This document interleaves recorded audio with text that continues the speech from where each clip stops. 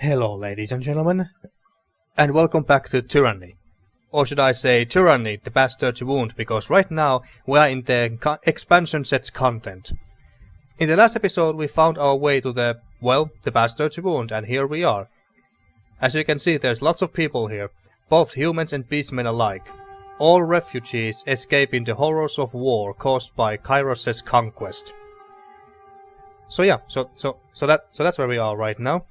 And as you can see from the architecture here, we are obviously in the old walls, which according to Kyros' laws is illegal. However, there is a loophole though, because technically we are not in the forbidden old walls, because if I understood this correctly, the old walls that are on the surface are forbidden by Kyros, so entering those is forbidden. However, because we are underground right now, and thus not inside the old walls above the surface, we are not technically breaking the law. We might be in the old walls, but underground, and not above the ground. In the old walls, where entering is forbidden, but underground, and thus we are not breaking the law technically. So yeah, that's an interesting loophole to have. Basically, I could try to tell these people to get the fuck out of here because being here is illegal. But my character doesn't really care about these refugees or the Bastard's Wound for that matter, not yet anyway. So she doesn't see any reason to try to chase these people out, especially thanks to that legal technicality I just explained to you. But anyway, without further ado, let's continue with the rest of the game here.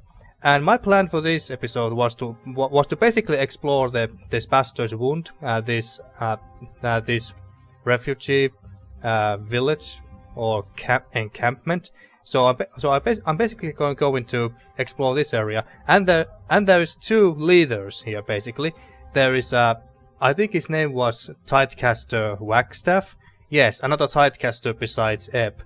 So he's one of the leaders, and he's a very important figure here because he purifies the water here, because the water is magically tainted, and thus drinking it makes you incredibly ill. And Tidecaster Wagstaff is, as far as I know, the only one who can purify it, being a Tidecaster and everything, and specialized in the element of water. And then the other important character here is a Forgebound, which is very interesting to me, because as far as I understood, all Forgebound have sworn their loyalty to Tunon, and Tunon oversees them.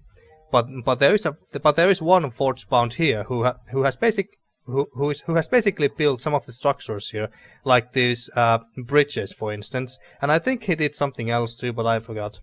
So we're gonna find those two and talk to them as well, or at least one of them, if nothing else. And there's this teleporter here. Now, I want to test out this. Can we use this to teleport to our spire and then back? Look. Okay. So it didn't bring us to one of my spires.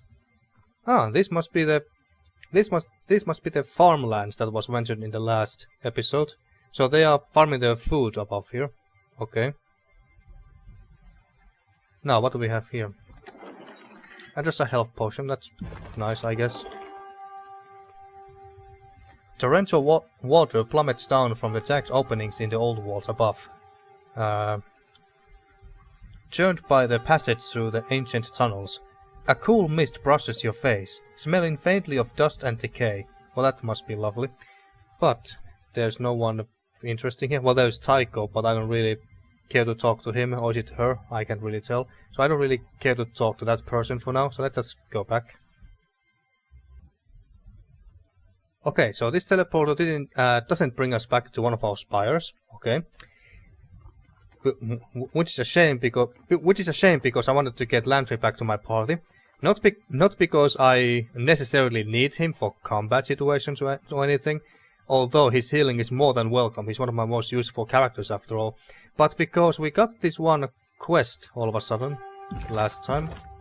Let's see. Oh wait, not here.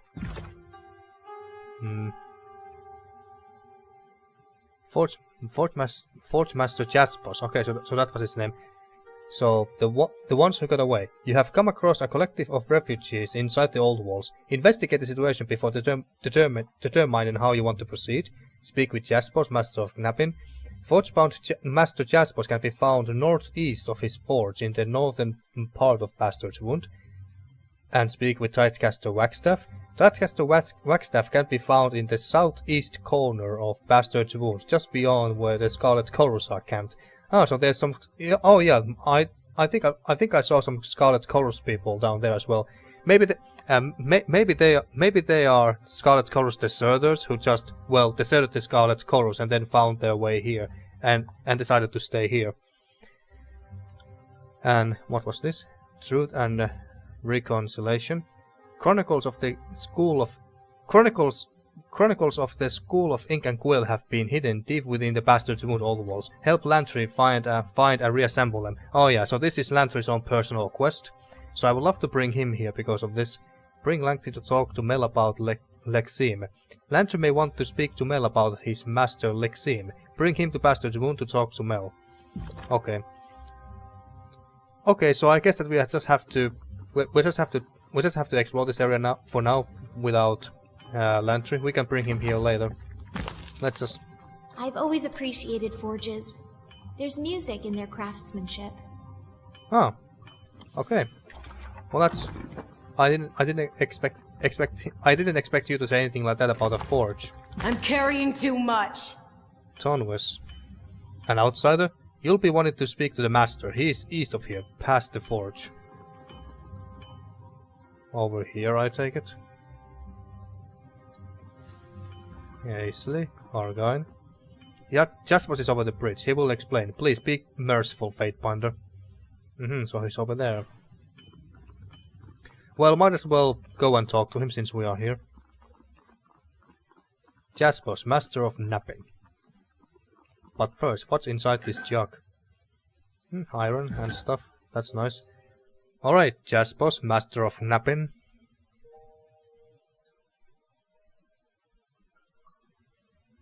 A heavily muscled man stands next to a mixed pile of broken floor tiles and smashed boulders. Head bent in focus, sledgehammer gripped tightly in both hands. Without breaking his gaze, he calmly extends an arm out as you approach, signaling for you to wait. In one smooth motion, he whirls the sledgehammer in a precise arc, effortlessly splitting a large green-grey boulder in two.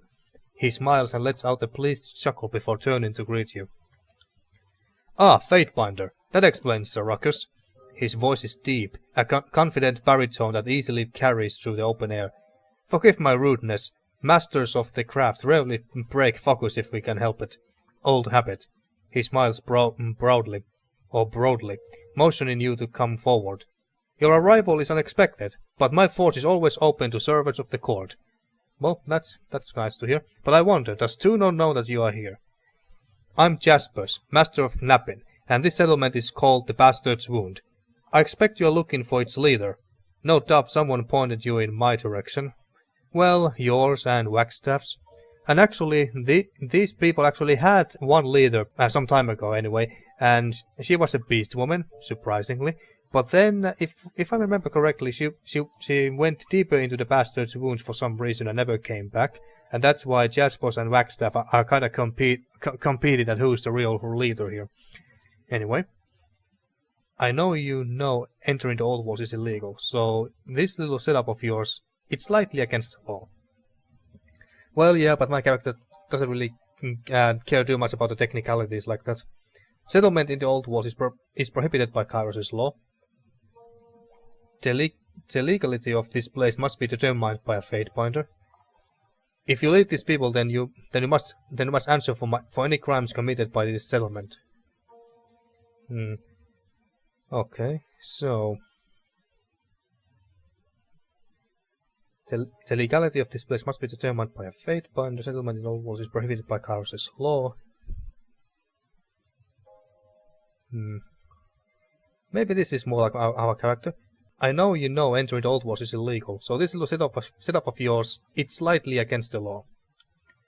That it is, Fatebinder. For my part, I would never do anything to disrespect Kyros' law. He holds up his calloused hands in a differential pose. The wound isn't a normal settlement. Before Cairn split these old walls asunder, I would have been in a complete agreement, but with the sky visible above and rivers at our feet, it would seem reasonable to assume we are no longer within the old walls, yes? Oh yeah, these people can look at... Oh yeah, there's holes and stuff on the ceiling, so they can look up in the sky. Okay, and it was Cairn who actually split these old walls open during at the very start of the conquest, if I'm not mistaken. There's another man here that unfortunately holds some sway, Wagstaff, a Tidecaster, possibly the last Tidecaster, from what I understood or understand. And no, he's not the last one. He crosses his arms, his muscles tensing reflexively. He practically founded this place years ago, and truth to be told, he is the one responsible for its creation, legal or not. We don't always see eye to eye, but I did trust that his decision was respectful of the Overlord's will. A dull crash interrupts the exchange. A forge helper, hands still trembling, hastily attempts to gather up the pieces of a dropped bowl. Nearby several onlookers have gathered to observe the meeting, and whisper nervously amongst themselves. Forgive them, Fatebinder. They are understandably anxious. As you know, men and women live and die by your words. These people here, all of us in fact, are wondering what your intentions are for this settlement. For now the settlement may continue to operate independently. The settlement stretches the interpretation of Kyros' laws. To justify its existence, the wound must provide material support for the court. This place directly violates Kyros' prohibitions against old walls and must be put to the sword. I won't go that far. I haven't decided yet. I have questions for you first. Yeah, let's go with this. I haven't decided anything yet. I'm sure there's much more you would like to know about the wound. Ask away. Anything you need. So, what did you do here as one of the wound's leaders? I don't look the part, I know. Most of my guild huddle by the heat of their forges and stick to themselves. Here, I think of my forge more as a hearth. Everyone is invited to share its warmth. Well, isn't that nice? In a practiced motion, he unfastens a rack looped around his belt and wipes off trace amounts of sweat from his already spotless brow. Perhaps that's better. Obviously, I work the forge. In a place like this, that means everything. Those bridges you see, my handiwork.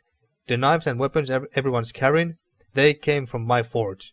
The nails holding our containers together and keeping our shelters upright, mine again. But most importantly, I created these stone sieves to clean the water. Ah, so you were the one who cleansed the water? He pats one of the open stone receptacles, pride evident in his voice. First of its kind, and none too soon. When I came here, many were sick with the withering rot. Withering rot, I guess that's the disease going on here. The disease is in the water. It's a terrible way to go, but these sieves change things. Okay, so you were the one who cleansed the water. What did Wagstaff do then? How do the stone sieves work? Trade secrets, I'm afraid. He pauses for dramatic effect. Except, for members of the court, it's really a matter of using the right combination of enchanted stones, pulverized gargoyle, and a few precious stones in a precise arrangement. These materials act as the sieve in these containers.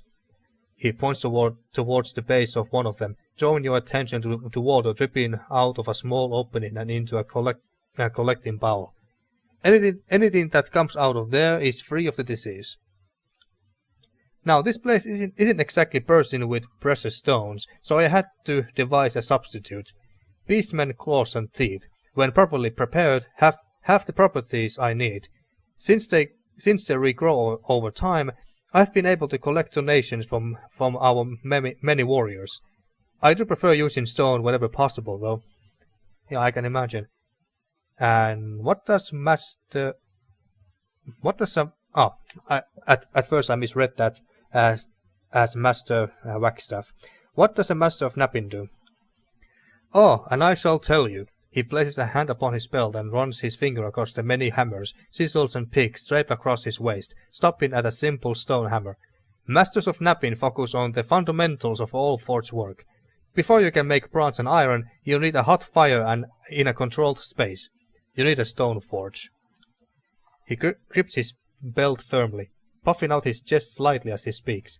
Give me a few days and I can take a pile of rocks and fashion proper stone hammers and tools. Give me a few weeks and I can use those tools to build a worthy forge. And with that forge I can create anything you would ever need. Stonework is the purest form of our craft. Civilization should be reduced to ashes, and a master of Knapping would be the one to reforge it. Okay, now we come to Tidecaster Wagstaff. So tell me more about Tidecaster Wagstaff. You should know that Wagstaff and I aren't on the best terms. Yeah, I heard. He's old and set in his ways. I have tried, believe me. I have reached out, invited him to share my fire and talk like men, but he's the sort that prefers his own company and ideas. He doesn't seem to care about people the way I do. In fact, I think he views us as irritants one must endure. That sounds like the Wagstaff I remember. Apologies for what you must be going through. So Eb knows Wagstaff somewhat. He signs loudly, shaking his head with an exasperated smile. He does help the wound, I'll grant him that. Cleansing water with his magic. Okay, so he does cleanse the water. Okay, so you both kind of cleanse the water then. His methods are different than mine, of course, far slower. He thinks his contributions are more valuable since they can combat disease. Valuable too, for certain, but without the volume of water produced from my stone sieves, this settlement would die in a span. In the end, he just refuses to accept that his role has changed. He helped the wound get its bearings years ago, but being the first does not make one qualified to lead. He hates that people have responded to me and has been blinded by that. What do you know about Reef Talon? Reef Talon, that's the beast woman who led these people here. The one, like I mentioned earlier. He holds a bowl of crushed rock aloft, squinting to examine its contents as he speaks. So you have heard. It's unfortunate what happened to her. Reef Talon arrived a year after I did. Massive creature, one of the largest beasts I've ever seen. She never spoke of her past much, but we knew she was in flight when she stumbled upon the wound with her cubs. He pulls a fragment out of the bowl, running it slowly between his fingers. Whatever she fled from, it didn't stop her from devouring the bane. She was good at it, good enough to lead the beastmen, but Reef Talon had something else far more important. She could heal others with a mere touch. Didn't matter if you had been raked by the bane or fell on your own sword. She could close up your wounds and send you on your way like nothing ever happened. That is not ordinary magic. How did she do this? If I remember correctly, someone mentioned in the last episode that how everyone who got healed by, what was her name again? Reef Talon. So everyone who got healed by Reef Talon also got sick later on, or turned mad, if I remember correctly. Power like that must be contained. Let's just continue to listen for now. With a dissatisfied shake of the head, he flicks the unwanted chip into the water. Sometimes we are better off without much such miracles. Those Reef Talon healed slowly became sick. Oh yeah, so I remembered correctly. It was impossible for them to sleep, even when exhausted, and the relentless waking drove them mad. The affliction takes a while to fully take hold, but the end result is always the same. Even worse, those bestowed with magic slowly lose their gifts.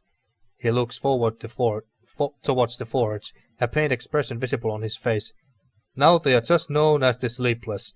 All of their life and vitality robbed and spent. A terrible end, Fatebinder. Reef Talon couldn't face her mistakes, and she fled into the old walls like a coward. He circles around the platform, speaking as much to passerby as with you.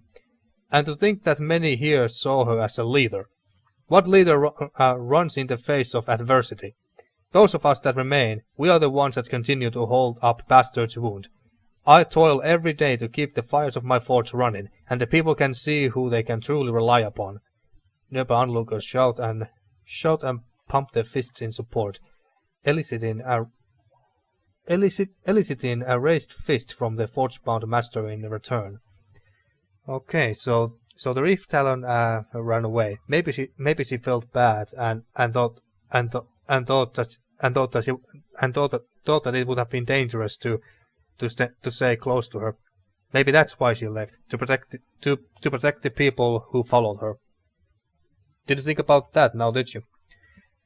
Okay, so how do you deal with the Bane? Well, I think it's the beastmen who deal with them for the most part. In case you haven't noticed, the beastmen with us aren't your common feral savages. Something about this place focuses them, whether they come as our workers or on their own. They all eventually became fixated on the Bane. I have seen some hunched over, guarding our portals for hours. If any Bane come through, they would savage them instantly. But apart from the Bane, our beastmen aren't violent. Strange, but welcome. Oh yeah, I'm sure. He scratches his chin in thought. I have no explanation. We never asked the beastmen to act as our sentries. They took it on naturally, and have never complained. We do lose some to injury, but so far their defense has worked. That sounds good. I mean to clarify my intention towards the settlement. Actually no, not yet. Let's just leave for now. He nods. Safe journeys, Fatebinder. Decide how to deal with the settlement. Well, not quite yet. I want to talk to Wagstaff next. Can I now talk to these people some more? Jaspos speaks for us. He's just across the bridge up to the north. Yeah, I know. You're still not wanting to talk to me or even trade? I got lots of shit to sell. Oh, fine. Okay, let's come over here real quick. There's some loot. Telesofia. Is that a... I think that's his favorite soldier. Yes, it is. Telesofia, what are you doing here? A broad-shouldered woman in disfavored raiment dangles against a nearby column, suspended by her wrists. Though still carved in the iron breastplate of her unit, she is without helmet and appears unusually at ease in her compromised position. A nearby settler engages in friendly conversation with the disfavored. She peers down at him, listening with dutiful patience. The last lure hooked that trout just fine, but it took the whole thing downstream with it when the knot gave out. I wrapped the line several times, just like you said. You aren't fibbing me, are you, Sophia? Remain silent. Need a hand? What is this soldier's crime? Well, let's remain silent for now. Jaspos's prawn should be strong enough for trout. No way the hook broke in its mouth. You probably didn't wrap the line around itself enough times. Remember what I said. It's at least five twists around before you loop and tie it off to form the clinch. Just try it, it'll work. And if the fish bite, I expect you to save some of that trout for me. Ha, you would. I'll give that knot another try. It's too bad you can't just tie the damn things for us. Let's just remain silent. I would gladly do that, but you know, I would have to cut you traders down first. At least then I would have all the fish to myself. Damn. You say that every time I come by. At any rate, thanks for the advice. I'll be sure to try again with the light. Until next time, Sophia. The settler throws his head back in a hearty laugh. Good hunting then. As the settler turns away, the bound soldier takes note of your approach. Fatebinder, I heard we had newcomers, but I wouldn't have guessed someone of your stature. She nods as well as she can. I would salute an officer of the court, but I'm somewhat indisposed at the moment. Oh, yeah, that's understandable. How did you end up on that column? How are you still alive? Why don't the settler just execute you? Well, how did you end up there in the first place? What did you do? A few span back, after Cairn was finally declared rogue, the general wanted folks looking for what made Cairn lose his sanity, or his loyalty, depending on your outlook. My unit played escort for a team of Earthshakers as they retraced Cairn's journey through the tiers. We were headed to the Gates of Judgment and came across a crevasse which happened to be, well, she gestured upward with her head. A middle-aged woman walks by while clutching a woven basket, giving Telesofia a wave, that his favorite soldier nods in return. Good day, Eusio. She watches the passing settler before returning her attention to you. You seem to be on good terms with the locals. Yeah, I was wondering the same thing too. As a prisoner, shouldn't you be resisting a bit more? Oh, I'm sure that she has tried. You seem to be on good terms with the locals. They are rather lovely folk, despite all of them being Kyros mucking scum deserving slow deaths. She attempts a limited expression of a shrug. Where was I? We paused to investigate only to find this nest, this hive. Trespassers living with beasts as equals, all of it an abomination. There was no choice but to put them to the sword. We fought well, but our advance fell apart when that coward Argane threw up his arms and surrendered. Argane? Is that the guy whom we saw standing over there? At least the name is familiar. He broke ranks and left us exposed.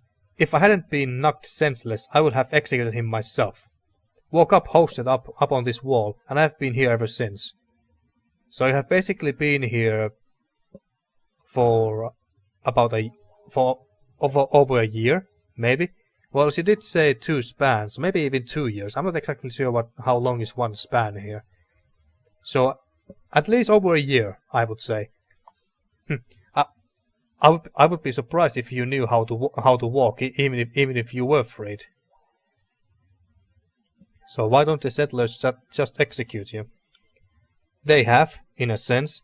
The beastwoman leader of the local pack ordered that I be strung up until dead. Guess she didn't understand Ash's ages, so who's laughing now? So she's still alive because Raven Ash protects and all that. Nobody wants to anger the resident pain hunters, so the beasts have their way. I've had plenty of time to get acquainted with the locals while I perish. It's almost a pity they are all doomed under Kyros. Well, I guess it's a bit dumb to ask this, but how are you still alive? Raven Ash protects. Yeah, I thought so. The General's aegis can sustain us through far more trying circumstances. She maneuvers her shoulders in a dim approximation of a salute. My wrists are mangled, and I've been tired and hungry for longer than I can remember, but I'm far from death's door. The settlers feed me just enough to keep going. She glances down at her dirt-encrusted armor. I'm sure I smell worse than a beastman dung heap, though. And maybe even worse than Barrack. Well, I must be going. I guess you just keep hanging there. Okay, where's that loot that I came here for? There it is. Iron ingots, that's nice. Nice and dandy. No, I just want to check this. Argine. Wasn't it this guy? I'm quite sure that it was this guy, Argine, the one who surrendered to the Bastards Wound people here. Well, okay, I guess we can talk to him later at some point. Now, what about these people? Rostrom Link, Merchant Elegy. A Fatebinder, fantastic. You should probably speak to Wagstaff in the chamber overlooking to the south. This one? Okay. Well, before that, let's go here. See that? Uh-huh. Oh, what now? Oh, there's another teleporter. Okay. Oh, shit.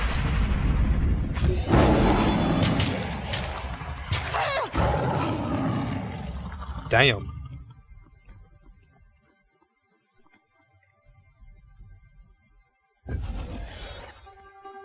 Okay. Maybe we can use that teleporter to get to our spire. And they have a hole that Bane come out of. This place just gets better by the heartbeat.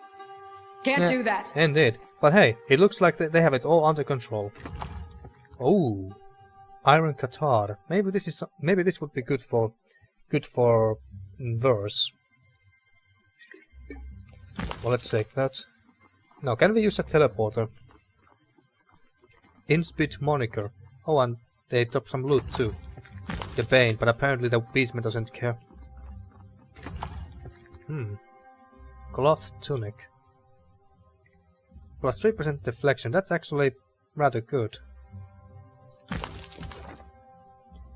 Okay, maybe it's time that we replace Syrian's pretty dress with this. But that doesn't look too bad. Yeah, you hold on to those. Okay, so this loot. So, Inspit moniker. A woman in the leathers of a Scarlet Fury attentively polishes a bronze blade.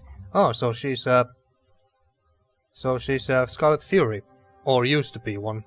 Sorry, I can't. Maybe she also left the Scarlet Chorus and then came here to escape the Chorus's wrath. Oh, and there's a door apparently. Okay, well let's check this place. Okay, what do we have here? Some loot, but not any important people to talk to. And we are full on campus supplies. Okay. Think the Fate Binder will turn us back out into that war? Well, I don't know. Most likely not, because my character doesn't really care too much. Okay, just campus supplies and crafting supplies. Nothing too amazing or interesting.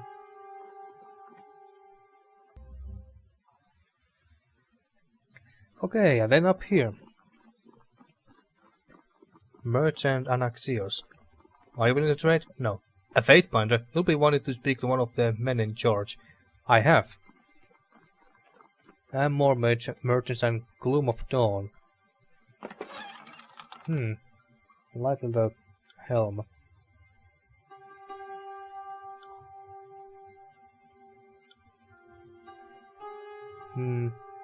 Yeah, I don't think that this is too good. Well, maybe for verse, possibly. And what do we have over here?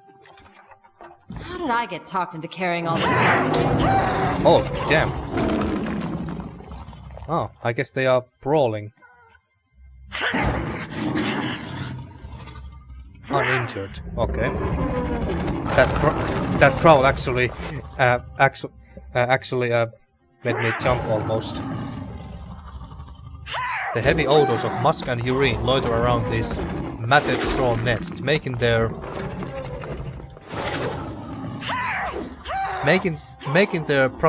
proximity to the sleeping tent to the west all the more surprising. Can we talk to Gloom of Dawn?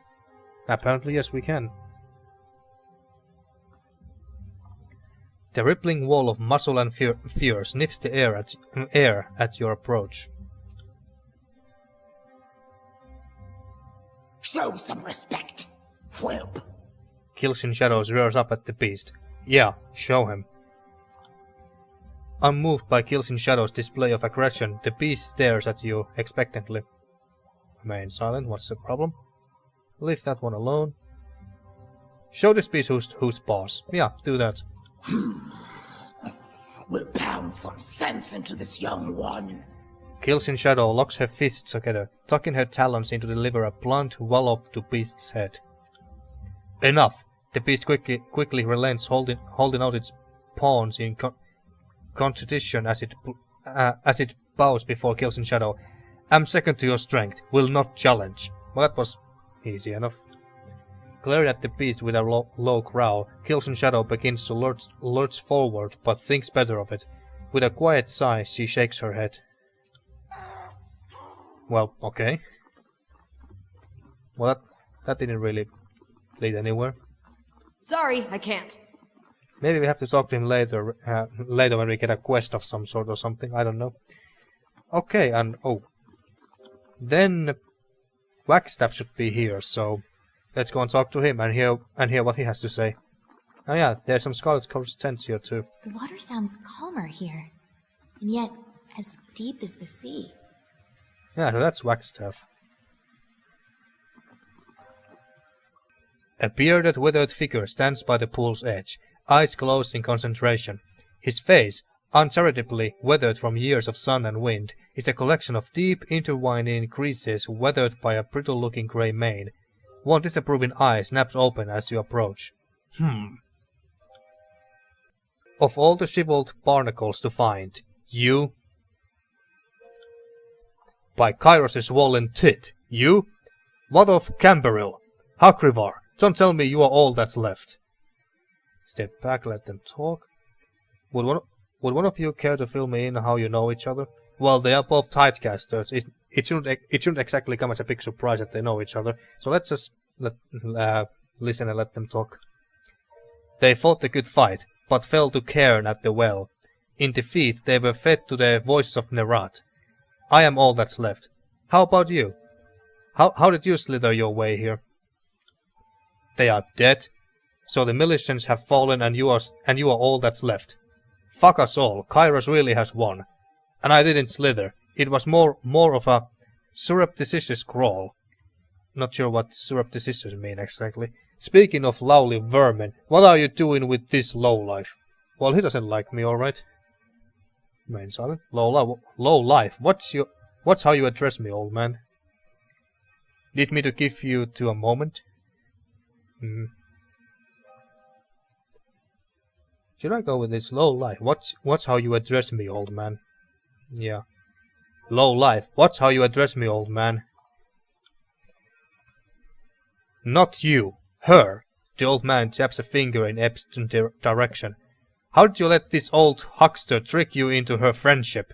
If you needed an adoptive mother, there are less quarrelsome whores that would do the job with less backtalk and disease.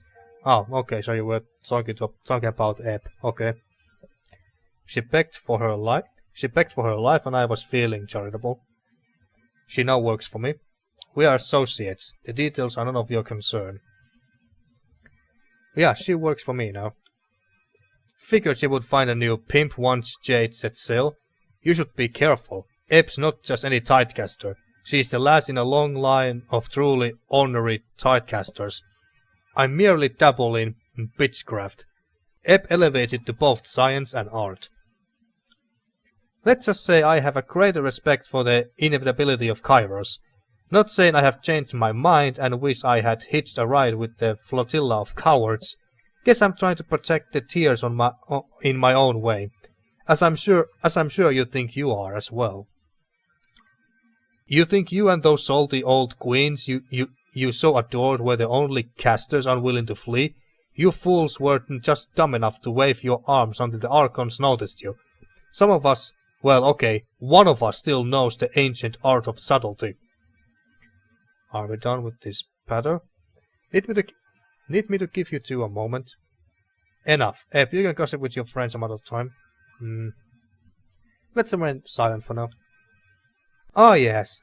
And what's more subtle than... What is it you are doing here? Restarting civilization in the old walls? Did you travel the tiers looking for folks who wanted to commit suicide by Bane but needed a group setting for that extra push to get it done? Hardly. I came here to be left alone, but I'm just so damn charming and attractive. Society found me and I didn't kick it out of bed. Don't belittle what we are doing down here. I don't visit you in your brothel, slap the dick out of your mouth and tell you how to be you. Jesus Christ. Need me to give you two a moment? A moment? Hardly. I can't think of the last time Wagstaff has kept up his banter for more than a minute or two. Ever since you aged into that phase of a worn tangerine, we have all had problems keeping things up around you.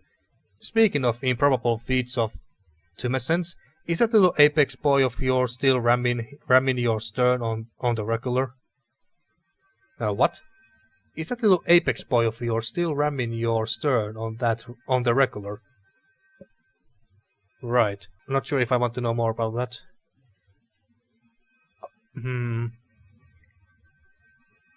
You know what, let's just remain silent for now. I'm kinda curious to hear more. Aldenos died of his wounds from the Battle of the Gate of Judgment. How about you? I can only assume half the reason you are here is to find some new apprentices and fuck 'em. That's what I would do. Okay. Well, yes and no. Yes with the apprentices, but I don't know. I just might stay here. We have stumbled upon something unusual here.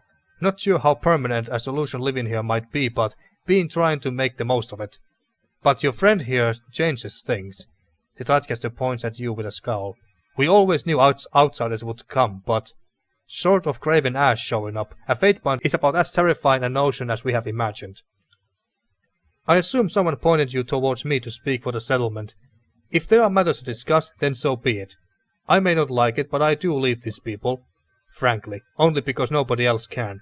That stone-straddling fool Jaspos will talk himself into believing he's up to the task, but don't believe his bluster for a moment. Anyway, I'll just ask the question everyone's wondering. What are your intentions with us? I don't know, it kinda depends on you. For now, the settlement may continue to operate independently. This place directly violates Kyros' prohibitions against all wars and must be put to the sword. Nah. The settlement stretches interpretations of Kyros' laws to justify its existence. The wound must provide material support for the court. From your tone, safe to say you are knowingly in violation of Kyros' law, not that ignorance of the law is a worthy excuse.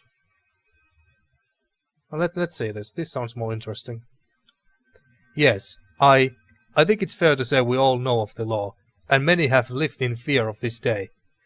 When one such as yourself decides to apply the laws of the topside to our little settlement. Well, I haven't decided yet. Very well. What does a Fatebinder want with this old Tidecaster? So what do you do here as one of the leaders? He shakes his head. I'm the only true leader, as I have said before, but I won't belabor the point. He clears his throat. 3 years ago I stumbled across these old walls and very quickly found I wasn't alone. A clutch of hungry and sick tearsmen had stumbled upon this enclave as well. I had come here to escape Kyros' forces, but I'm nothing if not driven by noblesse oblige. I decided I would wake anger for a bit and help out. Well, that's noble of you. His staff dips into the pool at his feet, sending ripples across its surface. Water was both the problem and the solution. These refugees were surrounded by it, but couldn't drink it, without picking up whatever old walls-induced disease lived with it. Withering rot, we call it. What happens to those with withering rot? You waste away in agonizing fashion. That's the short of it. The water here slakes thirst for a moment. Those poisoned reported feeling dry no matter how they drink. They would be pissing and shitting out more than you put in, while being desperately thirsty all the time. Well, that sounds very unpleasant, to say the least. Your skin shrivels and cracks. Eventually you die, a pathetic, desiccated husk of a person. That's what I found when I first happened upon the wound. A lot of scared, dying folks that weren't long for this world. Nobody was going to right that ship except me. So I stayed, and they lived. And these people accepted your leadership willingly? Yeah, I would imagine so, but let's let him continue. To a Tidecaster, these are trivial matters. So long as I'm here, making a solution to purify the water is a simple matter. I make life here possible. It's a difficult burden, but I'm honored my talents are put to good use. What else do you want of me? Tell me about the Tidecaster some more. She didn't wax nostalgically already. With a nudge of his staff, the old man glares at Ebb. Apparently my information is out of date. I sure thought I was the last of our school, but apparently I hadn't looked onto the rock you have been calling home. We are the students of Occulted Jade, Archon of Tides. She was one of the founding pioneers of the Tears, and her school has been the longest-running institution of learning in the peninsula. Don't listen to what the sages say. Why didn't you live with the others? I was one of the few to stay. And why not? This is my home. I don't care about Kyros' war or the slaughter sport of these archons, but I also wasn't about to sail west to die of starvation on the high seas. The promised lands are a lie. The ocean goes onward, or maybe you fall off the edge, or wrap around to the east coast of Terratus and land right into Kyros' lap. If I'm to die, let it happen in my father's coast and my mother's land. So what have you been doing since the school's departure? I spent the first few span dealing with some unfinished business. A half-dozen sages had wronged some friends of mine, and I'll admit, vengeance occupied me for a time. When Kyros' forces came, I decided to stay far from the beaten path. I set out to the mountains to find privacy. This place was serendipity writ large. Serendipity, that's a new word. That's another new word. This place was serendipity writ large. When others stumbled upon this place, it somehow shifted from hovel to home. I did not expect or ask for the responsibility of caring for these people, but now that I wear it, the mantle is comforting. What did you do in this school before the war? What was your title exactly? I don't think we ever had a ceremonial office for the instructor most dedicated to tickling the students. Oh, come off it. You enjoyed that privilege as much as I did. Besides, they listen more closely if you make them feel special. Oh my. Provost of Antiquities was the official title. My life's work was the curation of the school's past. The relics, the sermons of occulted jade, the life stories of Tidecaster's elders, past, and that sort of work. My personal interest has always been the fluid magic of our school. Most of the school embraces the mighty power of Gravelight. I almost can't blame them. For me, water, mist, ice, and fog have always been more immediate, more real, more worthy of understanding. Why didn't the Tidecasters stay and fight Kyros? If I may be so bold as to answer your question with a question, why do you think it was? Not many folks seem to know the truth, so I'm curious what one of Kyros' soldiers believe happened. Rational self-interest. The Tidecasters knew Kyros was coming years beforehand and rightly feared death.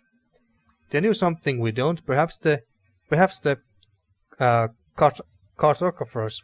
How did you spell that word again? Perhaps the cartographers are wrong. Maybe there's land to the west. I don't remember how to pronounce this, but I know what it means. It basically means people who work on maps. I assumed they didn't want to die and felt their chances were better on the open seas, given the school's skill set. Only a handful of the Tidecasters stayed to fight. I can only assume cowardice was a school virtue. Nah, that not really, because if that was the case, then Ebb would have stayed. Let's see.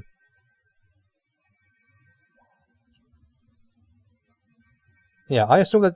I think I'm gonna go with this. I assumed they didn't want to die and felt their chances were better on the open seas, given the school's skill set. You aren't that far off from the truth. At least for many of the Tidecasters, the high seas are truly home. For many, the danger of the seas was a lesser worry than war with Kyros. The truth is, our Archon lacked the will to resist. Scores of Tidecasters craved war, but lost heart at the notion of facing the enemy without occulted jade leading the charge. Enough. I don't wish to revel in the cowardice of the Tidecasters. I made my decision to stay. I'm not pretending I'm some brave hero, but at least I'm trying to hold on to some little port in the storm. Okay, something else. How do you purify the water? Even though our captain knows basically nothing about magic. It's impossible to convey the intricacies, but suffice to say that I must infuse water with Gravelight energy. This, combined with trace amounts of alcohol and beastmen blood, counteracts the mortifying effects of the old world's water. I see that look in your eye. Worry not, the beastmen willingly give these vital fluids when they can. Well, that's good. So they are basically donating blood to save lives, just like we do in real life. It's a tiring process, but it produces clean and restorative water. Jaspos' product is an amateur's imitation and will never never sustain this place in the long run. That's why I have taken on Incipit moniker as my apprentice, to safeguard this process. And unlike most, she knows just when to stay out of my way. What should I know about Jaspos? His eyes glaze over at the mention of his rival's name. If only that rock pounder would just shut up. He loves the sound of his own voice. He grips the robin on his waist, squeezing it with a clenched fist. Unfortunately, his forge is on the upper level, so his soliloquies, whatever this word here means, so his soliloquies flow down here to ensure my misery. This place was better acoustic than the Academy of Tides. Lucky me. He thinks because he can cleanse the water, not as well as I do, mind you, that he can pontificate at all hours of the day. I nearly drowned myself once rather than listen to one of his tirades. But I knew the moment my body was discovered he would be raining another righteous speech about cowardice down upon my corpse. That wouldn't do. Look, I'll say it plain. Jaspos has a big mouth and he talks incessantly about transforming Bastion's wound into something great. But the truth is that he's just out for himself. He slams his staff into the ground, mouth quivering as he speaks.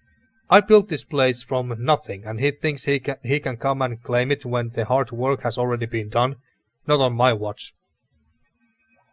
I heard a beastwoman here once held sway. He cocks an eyebrow. Reef Talon. Curious case, that one.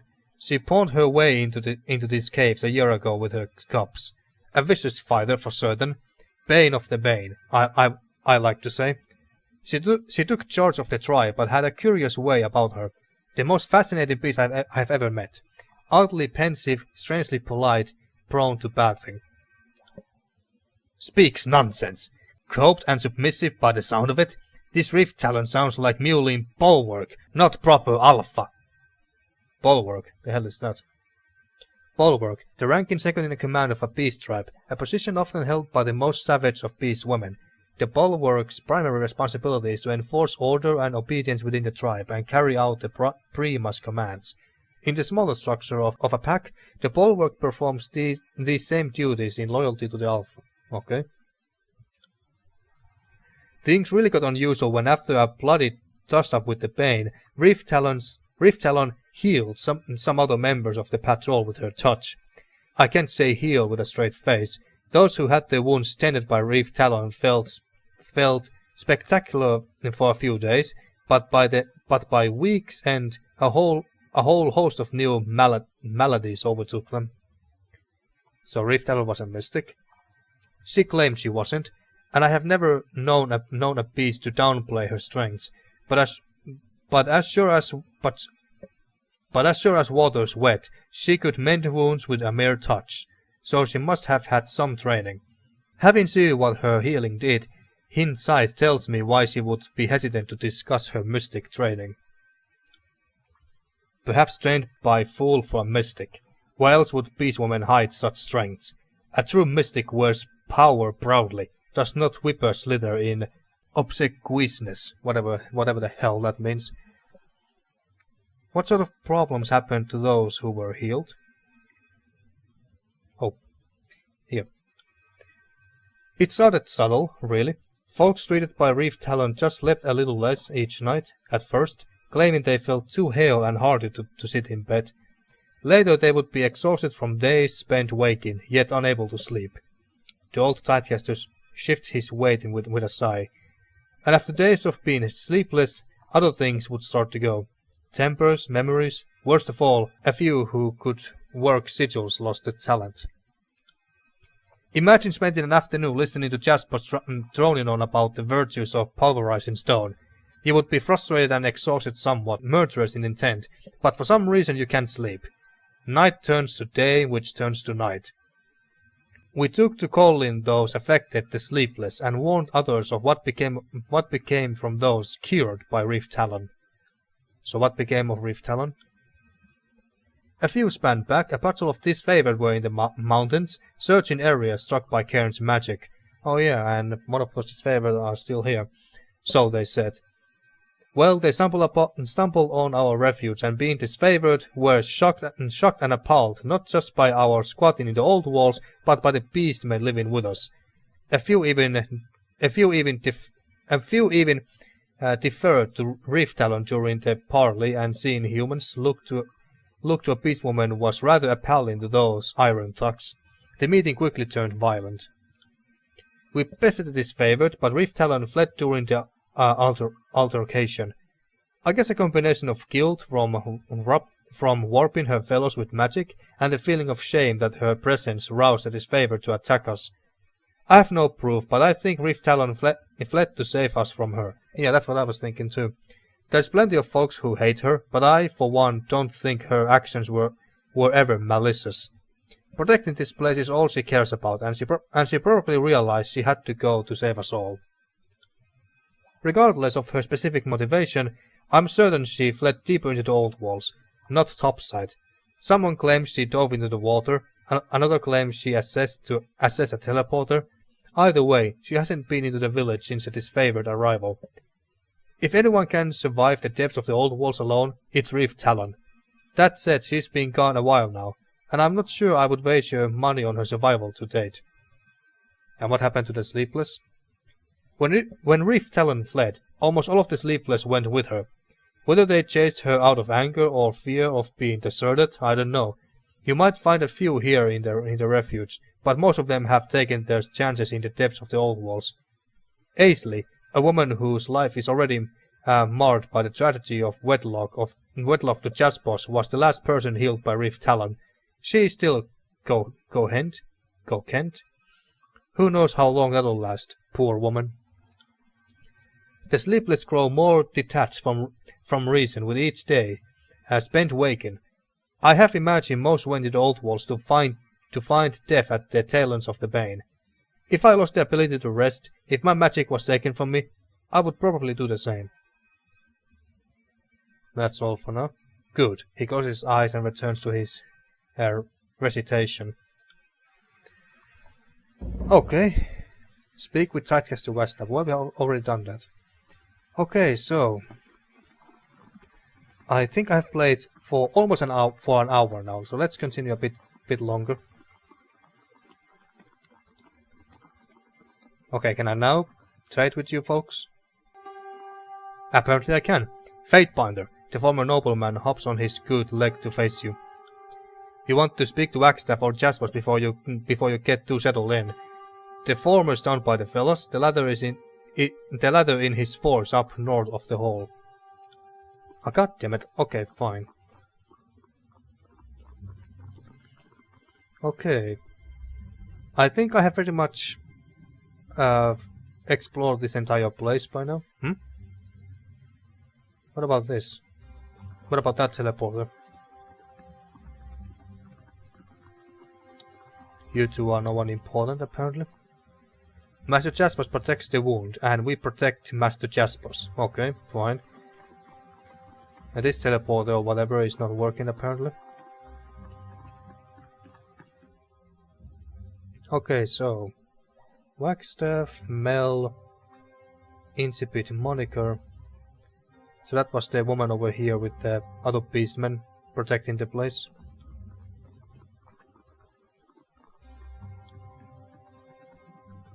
Oh yeah, this place had this teleporter thingy too. Are they the same? Oh, yeah, they are the same, alright. Well, okay, let's just tell these people that yeah, you can stay here. For now, anyway. We have no reason to chase them away either. Ah, Fatebinder, you have returned. Was there something else you needed? I mean to clarify my intention towards the settlement. What do you intend, Fatebinder? So let's see the options. For now, the settlement may continue to operate independently. The settlement stretches the interpretation of Kyros' laws. To justify its existence, the wood must provide material support for the court. The place directly violates Kyros' prohibitions against old walls and must be put to the sword. Nah. For now, the settlement may continue to operate independently. An An enthusiastic smile erupts across his face. I'm glad you have come to see it that way. We have accomplished a great deal here so far, and I have plans for a great deal more. Bastard's Wound thanks you, Fatebinder. Excited whispers can be heard behind you as onlookers take in the news with visible relief. A few settlers quickly escape towards different corners of the settlement, spreading word to the anxious. The wound could be a great asset to you in the future, Fatebinder.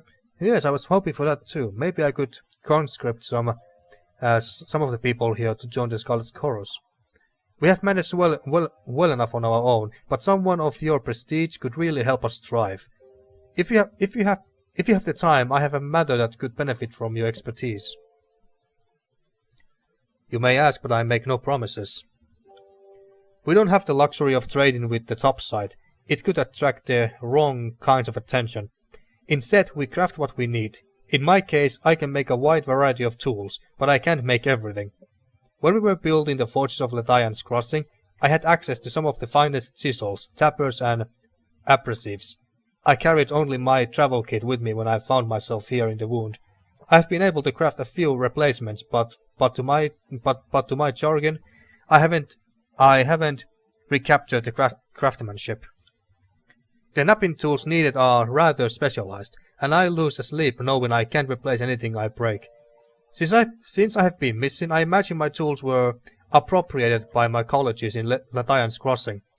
Lohara will no doubt know of their whereabouts. With my old tools, I could really stay on top of the work that's needed to keep this place running. I will consider it. I understand, Fatebinder. Your time is important. You mentioned needing assistance with something? Yeah, it's the same thing. Yeah, I will consider it. He nods. Safe journeys, Fatebinder. Okay, can I now talk to these people? Speak with Jaspos. Well, I just talked to him. Okay, so can I now talk to you people? Apparently, yes. With a despondent sigh, the forge-bound smith unfastens the strap around one of her pauldrons and drops the metal appendage onto the floor, exposing a muscular figure. She quickly traces a sigil with her ungloved hand and tosses a hammer, dangling from her smock, frowning as it stubbornly remains inert and unsympathetic to her magical entreaties. She glances up as you approach. Sorry, Fatebinder, my spellcraft hasn't been cooperative of late. I take it you are not here to talk about my preoccupations. No, not really. I'm looking for merchants. Anything in particular you would like to discuss? She offers a forced, polite smile, but can't maintain it for more than a moment. What are you doing in the forge? What happened earlier with the hammer? Do you enjoy working for Jaspos? I do. Jaspos introduced me to knapping, and it came easier than pottery, my first craft. If we hadn't fallen in love and married, I might have returned to the north and stayed in Kyros' good graces. She slowly nods, as if recalling long-forgotten memory. Ah, so you are his wife. Okay. So, what happened earlier with the hammer? I was embarrassing myself again. Seems like that's my only reliable talent these days. Her cheeks grow flushed as she looks to the ground. I thought I was a competent knapper, practically a journeyman in skill. Lately, even the simplest preparatory spells vex me, like that sorry display you witnessed. She raises her eyes to meet yours. Something about this place is hollowing me out from the inside. Whatever forge burns inside grows cold. Let's not speak any more of it. You're becoming one of the sleepless, aren't you? Oh yeah, I think... Didn't Wagstaff mention her? Or was it someone else? Well, whatever. I think I am. Started when I broke my hand onto the mallet. Rookie mistake. I asked Reef Talon to heal it, but things have gone sour ever since. Can't sleep, can't summon a sigil to save my life. Worst of all, She lowers her hand down to her stomach, frowning as she thinks better of saying more. I don't know how much time I have left. I just want to enjoy whatever last moments I have with Jaspos. Aww. So what are you doing in the forge? I'm Jaspos' apprentice. Have been so for the last few years. She scoops up a small clay pot and spins spins it between her fingers. Knapping wasn't originally my speciality. I apprenticed under Master Erasma back in Lethian's Crossing, but a freak accident meant that she would take her secrets of the ceramic arts to the void. Jaspos had just finished his work and was returning north for more training with the guild, so I joined him. Long story short, we stumbled upon the wound and stayed, and I took on a new trade with Jaspos as my mentor. Well, okay, I'll take my leave then. Okay, what about Tonves?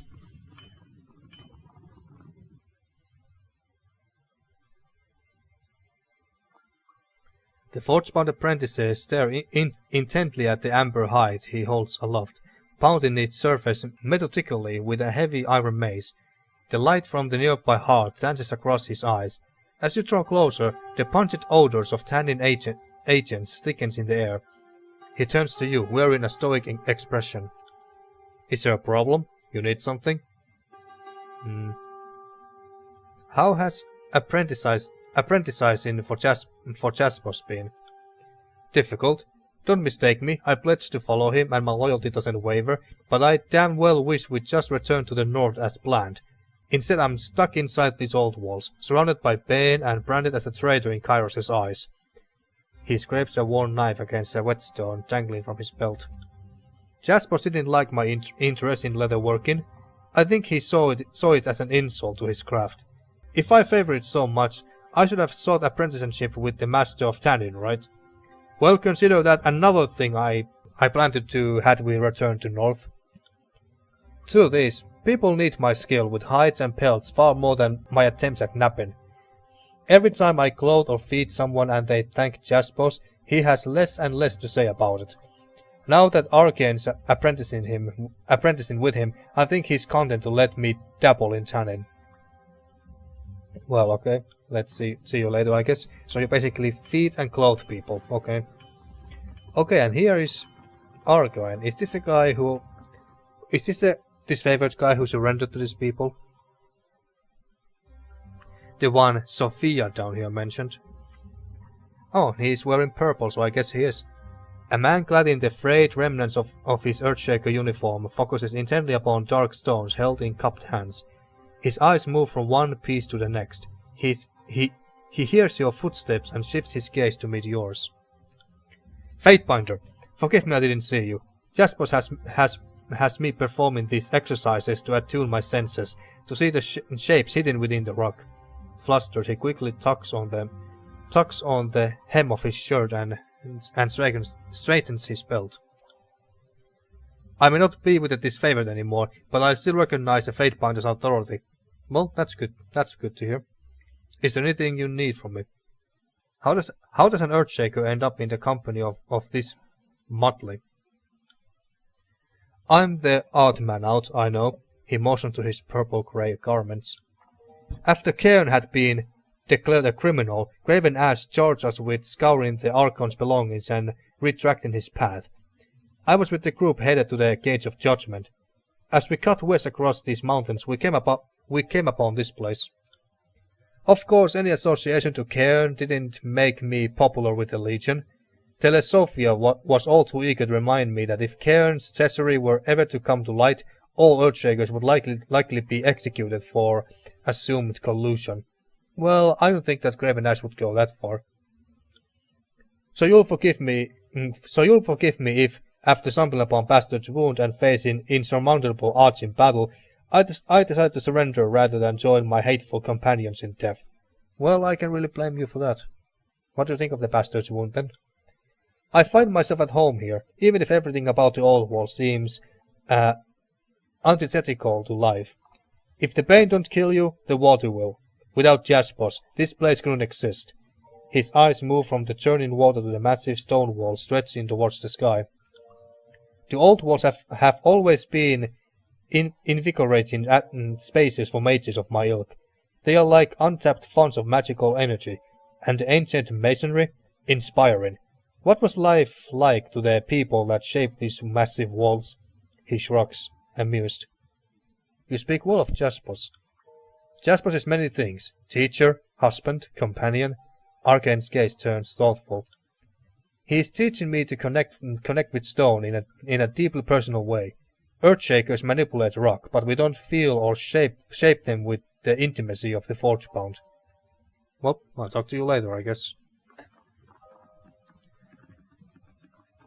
So, Telesophia, how's it hanging? How's the day treating you, Fatebinder? Well, okay, nothing new here. Okay, so okay, let's go down here. Maybe now these freaking merchants will actually talk to me and sell me shit. Or rather I will sell stuff to them. So, Merchant Elegy. Fatebinder. The woman before the cart greets you evenly. She wears her graying hair pulled back high over fouled leathers, her narrow eyes emphasizing the dirty creases above her cheeks. There's not a lot to trade in the wound, a little of that in magical goods. Oh, and I can see that you used to be part of the Scarlet Course as well. If you need scribbles of mixtures gleaned from our forays into the old walls, I'm the one to ask. What can you tell me about the Bastard's Wound? You know that collecting and distributing forbidden lore from the old walls is as serious a crime as settled in them, right? Well, fucked either way, aren't I? Well, I guess that's true. She shrugs. Don't worry, Binder, I wouldn't go selling to someone who wasn't a court luminary like yourself. Well, what can you tell me about the Bastard's Wound? Not a bad little place to carve out a bit of life. Better than the war topside, anyway. Wagstaff started things, and he's been a capable hand on the rudder, if that makes sense. Real father-like, as if he's got a stake in it. That overpuffed bricklayer Jaspos, on the other hand, he's just like every other shit comes south with the conquest, just looking for a way to bend the tears over and ram his poker up. She clears her throat. Got a bit away from myself there. Well, let's see what you have to offer.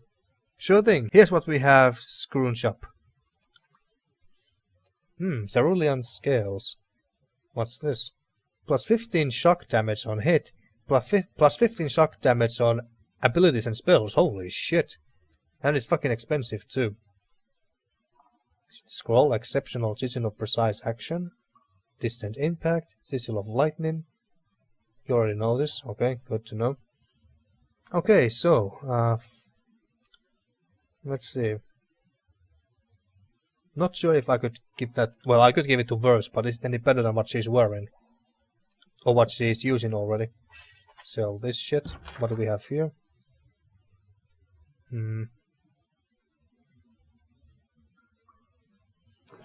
Well, let's sell this. These.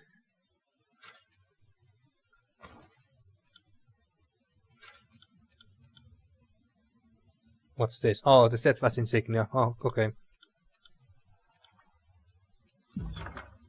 Now let's take this. Yeah, that was a very nice find.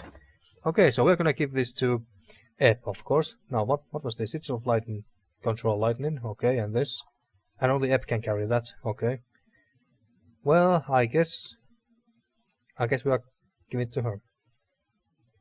And we are gonna hold on to this just in case. Alright. Nice. Okay, how long have I been? I think I'm gonna play a bit more. Let's see, are there some other merchants here? Like over here? Can we go anywhere else from here, besides using the teleporter over here? And that leads back. Doesn't look like we can go anywhere else from here. At least I can't find. I can't find any other way. If you are wall smart, shop wall smart. That's what I always say. He clears his throat. Also, this is wall smart. Welcome. Is that a reference to Walmart? I bet that is a reference to Walmart. I'm working on Christ to drive custom. What did you think? You almost got it. I would start over from scratch. Well, whatever. Let's just say nothing. Screw that. I don't really care about that. Giancarlo flees his face as his mustache seems to drop. Apologies, Fatebinder. I didn't mean any offense. Yeah, sure. I don't care. I stocked the staple foods and potions you expect from an Asura merchant at a haven value, all in the comfort of the old walls. What can you tell me about the old walls? So let's see what you have to offer. As you wish. We are the cheapest in the wound. Yeah, I bet. Imperator's old walls regalia. So what is this? So is this a light armor nude? Ah, okay. It's basically armor. Are those just... That looks like a loincloth. Okay, plus 20 affliction duration, unarmored, immunity to sundered. That sounds pretty damn good. A popular legend of the tiers ridicules Imperator Tesanax, a likely mythic northern warlord who swore the invisible armor that he purchased from an adventurous raider of the old walls could protect him from any and all harm. Those who suggested he had been swindled were publicly fed to sharks. While Tesanax may never have existed, this armor certainly does. Probably. So light armor, nude, basically. Maybe I should buy that, just to see what it looks like on my companions here. You know what? Fuck it. Let's buy it. Okay, and it makes the user immune to sundering. So so that's good. That sounds good. Okay, what do you look like? Well, damn, look at that. Okay. We would lose some deflection, but plus 20% affliction duration. It could be useful on Ebb, sure. What if we use that?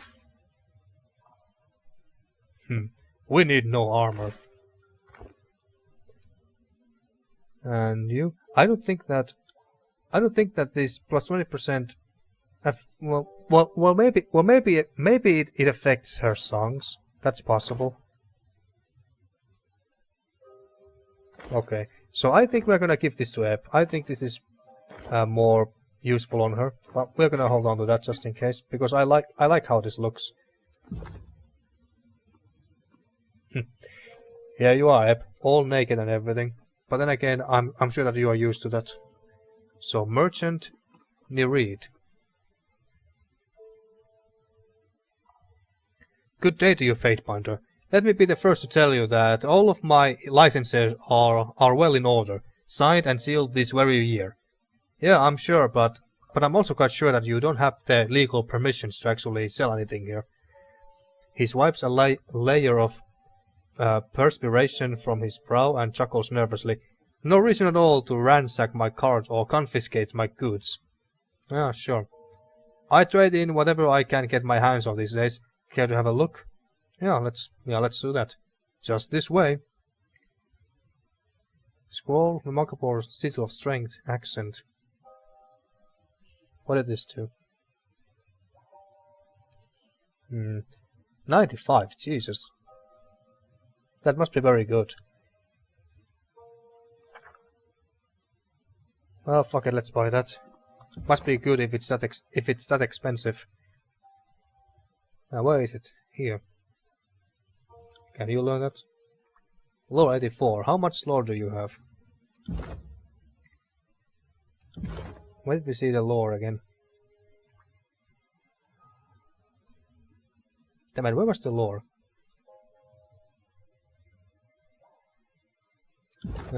Was it here somewhere? Lore 84. Okay. And it's required. Why can't she? Well, we can. Oh, it requires lore 100. Okay. I read it. Misread it. Okay. Okay, then the other thing that we should do is to bring Langtree here. So we can talk to Mel, who is over there. Oh, but can we talk to Incipit Moniker?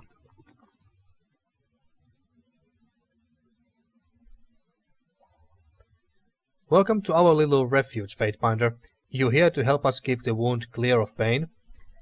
Well, I wasn't really thinking about that, but something tells me that we have to fight them eventually. Incipit Moniker picks at a splotch of dried blood on her greaves. She wears the patchwork armor of a Scarlet Fury. Are the pain constantly showing up like that? Welcome to our headache. The way the pain come and go. You would think the teleporters were beaded curtains. Lucky for us, the beast seemed to love killing Bane. They put in more hours on sentry duty than any human, and I welcome the extra sleep. What's through that portal? That goes deeper into the untamed old walls. We sent patrols out to sharpen the beast's claws and lighten the numbers of Bane, but we haven't exactly mapped it. How did it get that name? Funny story that, she frowns. There's a piece of advice they should give every new Kyros conscript, but don't. Oh, you poor pathetic fool, you actually asked the voices for a nickname? You know the Archon's an artist of suffering, don't you? I could have seen shits for days or bleeding sores if I had waited long enough.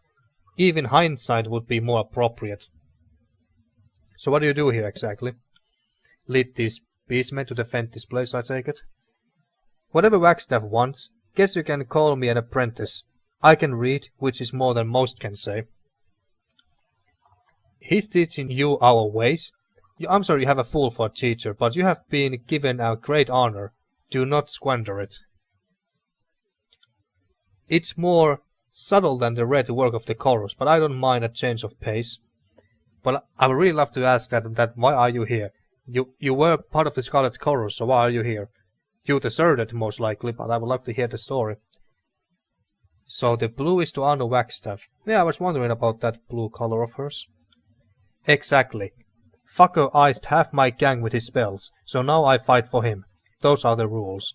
Ah, okay. So you and your gang happened to run into Wagstaff, and he iced half of your gang, and now you're working for him, because strongest rule and stuff like that. In a twisted way, I think the voices would approve. Not that his approval is any safer than his wrath. Well, I'll be going for now then. Oh, and he disappeared somewhere. On it. Did he go back here? God damn it! Because I would really love to use a. Oh, she's here. Okay. I would really love to use a teleporter of some sort and get to the spire that way. But I guess we must go this way. So let's go back to Spire. Actually, let's take a quick trip back here.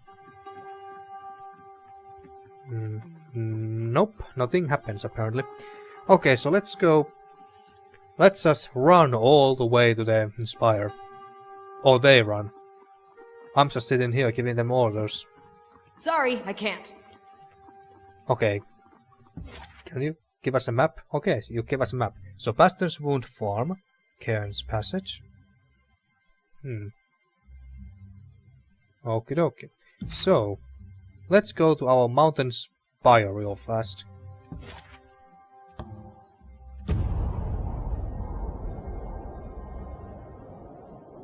Random encounters? Nope, good. Received a missive from Fatebinder Miothis. Okay. What was this about again? Let's see. Just reading this real quick.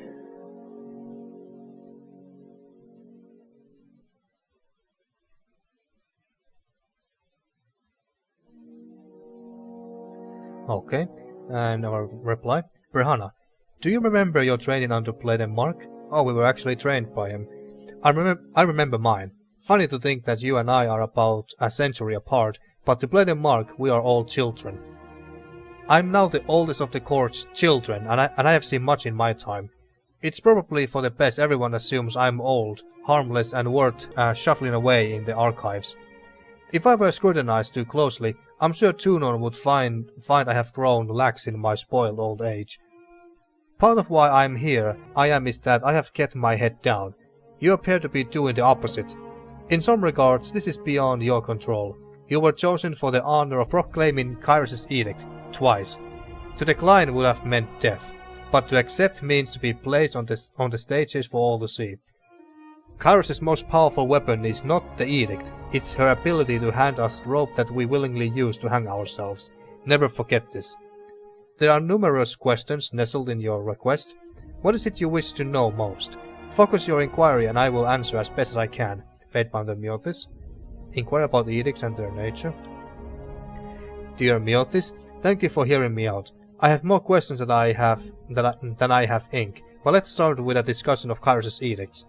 I have lived under, proclaimed and resolved edicts, which makes me far more knowledgeable than the lay person on the subject, and yet I still know so little. Brihanna? Or ask about the spires? Dear Miothis, it seems wise to know one's own domain, and seeing as I am now the master of the mountain spire, I ought to learn all that I can. If you would share with me what you know of the spires, I would be in your debt. I'll start with what I know and have observed so far. The mountain spires seemed to awaken at about the same instant that Kyros' edict of execution was put to rest. There was a burst of arcane energy that drowned out my senses, and I awoke at the summit of the spire in what seemed to be just a few heartbeats of mine. Atop the spire is an old sculpture of sorts, and it seems to be the core of the spire's mystic energy. I have been seeing visions and receiving sensations from the sculpture. It seems odd to describe it as talking to me, but that seems the closest analogy. Am I the first to report such things? There are other spires elsewhere in the world, correct? Brihanna. Yeah, let's send this one. And it should come back in 24 hours. Okay, so, Lantry. One moment, my friend. Just let me finish this thought. Yeah. So, gather your things, you're coming with me. I can sober up on the road. Ready to go. Okay, so you stay here. I will meet you at the spire. Okay, so I was thinking that should I... Yeah, let's skip this party.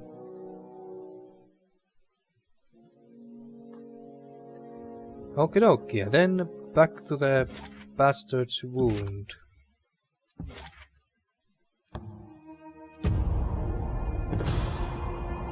Aha, a random encounter. Kills in Shadow interrupts your journey through the tears with a massive raised paw. Her nostrils flare, clawed fingers curling inwards. The Shadow Hunter raises her head as high as possible, smelling the wind, then lowers her nose to the ground to sniff the road. Beast woman sent here. She twists both directions, then gestures of the road. Went uphill. Kills in Shadow can track. Yep. Look for Beast woman. Continue on. Now let us continue on. I don't really care for looking for some random beast woman. You shake your head. You have more important things to do with your time than track every errant beast woman in the tears. You continue your journey. Anything else? No, good. Received missive from Fatebounder Miothis. Ah, fuck it, let's read that real quick. I'm losing my voice here. Greetings, Brihanna. You are correct, there are spires all across Terratus. The exact distribution of these monuments fuels all sorts of debate and speculation, but two facts seem commonplace. Most spires are built near old walls. Your mountain spire is a notable exception, and nearly every sculpture that predated Kyros has some local myth to explain the builders of the spires. I believe the Tearsmen cite the Older Realms as their local name for the spire Old Walls architects, but nobody knows for sure. And of course, where Kyros has brought proper civilization, the origin of the spire simply isn't discussed in good company. Here's what I think you need to know. Oh my god. Okay, so... First, the spires behave as arcane lodestone. There is a constant field of magical strength around the spire. If you imagine a mystic sea resting atop our world, the spires seem to spin and churn this magic, creating a spell cast with even modest effort will materialize with powerful results. Second, and I would say most tellingly, Kyros has laws against entering the Old Walls, but there are no laws against the spires. You could infer from this that means Kyros has no issue with the lay folks messing with the spires, but wishes to keep us safe from the Old Walls. Or you could think like an overlord and know that if you place a rule against something, you make it forbidden and desirable. Now I find it telling that Kyros forbids the hallways that leads to the spires, but does not paint a target on the spires themselves. Last but not least, as a young Fatebinder, I once had to oversee the case of a man who had built a shrine to Kyros around the base of a spire in the far southeast. I could find no evidence of falsity or slander. His shrine was most reverent and loving tribute as I have ever seen. At one point though, this man claimed he had evidence that Kyros was here back in -50. He had merely uttered those words, and my senior binder swung the axe then and there. Being the new girl at the court, I said nothing, but I have long wondered why such a comment should require death instead of the traditional removal of the tongue. Fatebinder Miotis. Okay. Inquire about edicts and their nature. Yeah, it's the same as it's the same than the one we already read, so send it. Okay. Oh, have you got a level or? No, it's just that one attribute point that I saved. Okay. Okay, so how long have I been playing now? I think I lost the track of time here, folks. You know what? Yeah, I'm just gonna end this episode here, and in the next episode we're gonna talk to Mel of the School of Ink and Quill, while Landry is in our party, and listen to what these two have to discuss about, and what happened to Master Lexime. Oh yeah, I think it was Master Lexime who was the mysterious what was it? Sage L, yeah, that one. I think he is the mysterious Sage L who sent us the missive, and which in the end led us here to the Bastard's Wound. So we are gonna hear more about that in the next episode. But now, thank you for watching once again, and see you next time for more Tyranny, the Bastard's Wound.